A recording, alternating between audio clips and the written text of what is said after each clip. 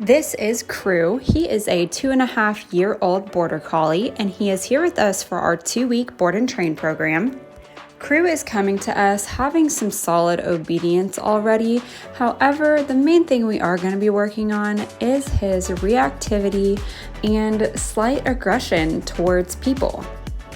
He's extremely nervous and unsure of himself around new people and definitely in new environments. So we're really going to be focusing on building his confidence through laying a foundation of solid obedience and opening a clear line of communication. What you've been seeing is footage of Crew before training, and what you're about to see is his transformation after 2 weeks.